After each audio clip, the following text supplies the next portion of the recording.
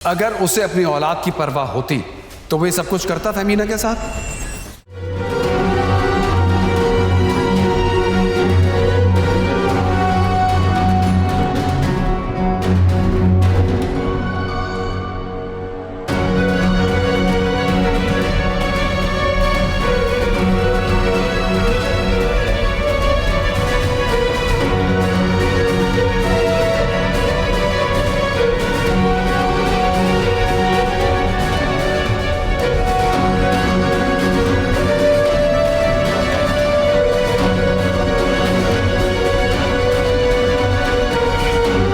वकार,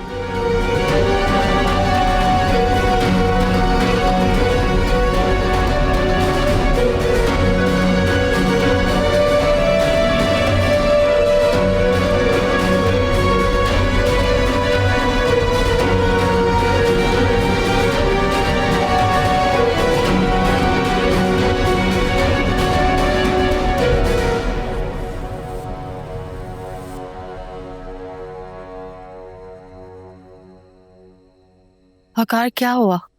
हाँ? आप इस तरह खाना छोड़ के क्यों आए हैं? नहीं कुछ नहीं, बस भूख नहीं थी।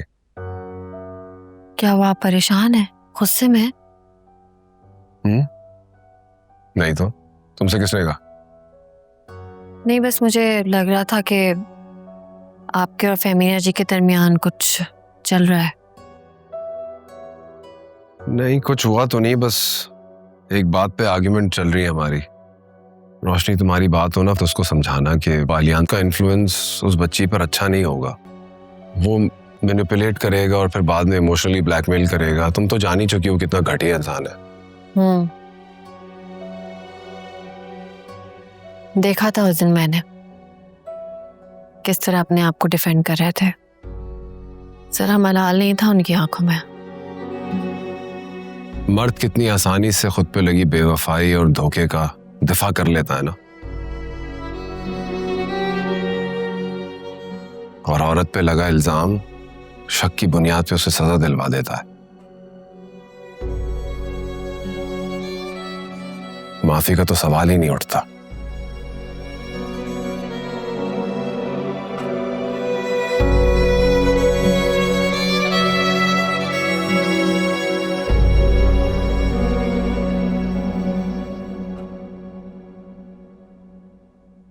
थोड़ा सा आराम से खा लो, ऐसा ना हो हलक में हड्डी फंस जाए। आपकी नजर ना बहुत बुरी है फेमिना बाजी। आप इतना मुझे घूर घूर के देख रही हैं। बेशर्म ही नहीं, बहुत ढीठ भी होते।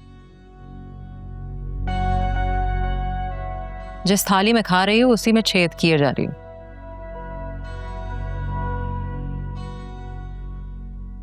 अपनी बहन की जिंदगी तो जीरन कर रखी है तुमने।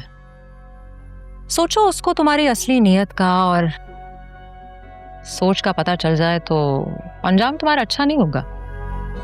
आपको मुझसे क्या प्रॉब्लम है ये तो मैं नहीं जानती, लेकिन ये जो आप हर वक्त मुझे बातें सुनाती रहती हैं, मेरे पे इल्जामात लगाती रहती हैं, उससे साफ जाहिर होता है कि आपको मेरा इस घर में रहना बहुत तकलीफ देता। हाँ, तकलीफ देता है। पल भर के लिए भी बर्दाश्त नहीं हो तो मुझसे। तुम्हारी समझ ही नहीं आती मुझे। मेरे बस में हो तो हाथ से पकड़ के तुम्हें घर से बाहर निकाल दूं।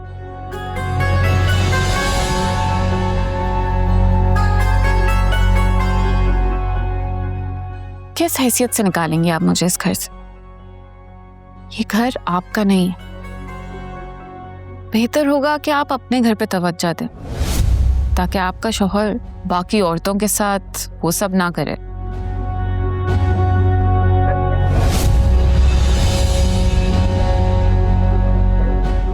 अपनी औकात में रहो, बाहर आने की जरूरत नहीं है। तुम होती कौन हो मेरे और मेरे शौहर के बारे में बात करने वाली? अपनी हद से बाहर मत आना वरना बहुत पछताओगी। किसी और के नहीं, मेरे हाथ। ये मेरा वादा है तुमसे।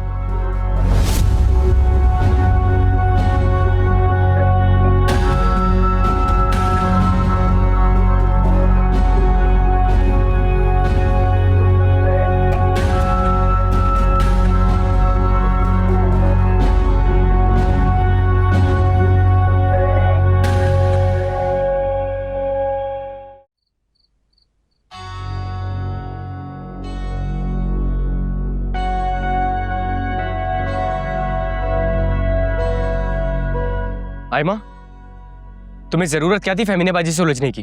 क्या उनके शौहर के बारे में उल्टी सीधी बात करने की? तो मैंने ऐसा क्या गलत कह दिया? उन्हीं को आग लग गई सच सुन के।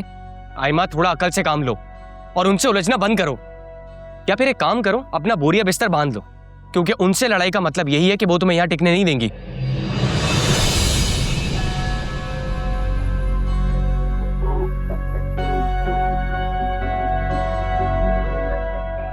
टिकने तो मैं अभिनय नहीं दूंगी यहाँ ज्यादा देर, और इस जिल्लत को मैं मरते दम तक नहीं भूलूंगी।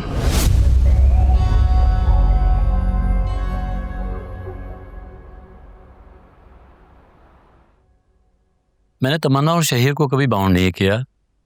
इन दोनों को यह हक हासिल है कि वो अपनी मर्जी से अपना लाइफ पार्टनर खुद चुना है। शाहिर आपकी बहन से शादी करना चाहते हैं और मेरी खुशी भी इसकी खुशी में। बिल्कुल। इनफैक्ट आयमा भी बहुत तारीफ करती है तमन्ना और शहीर की, और मुझे भी इस रिश्ते पे कोई एतराज नहीं। ये तो बड़ी खुशी की बात है मिसेस वकार। कहने को तो शादी दो लोगों में होती है, मगर हकीकत में दो खानदान एक होते हैं। जी जी बिल्कुल ऐसा ही है। अब आपकी मिसेस कहाँ है? हाँ, मेरी मिसेस वो लंदन में है और इंशाल्लाह कुछ दिनों में वापस आ जाएंगी। और मैं चाह रहा था कि क्यों ना हम पहले एंगेजमेंट कर लें और उसके चंद महीनों बाद हम धूमधाम से शादी कर लेते हैं।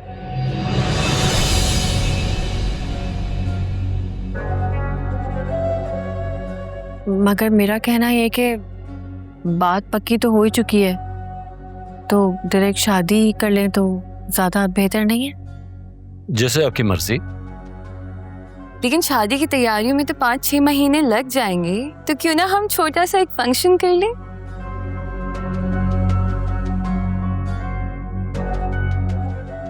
हाँ, नॉट अ बैड आइडिया।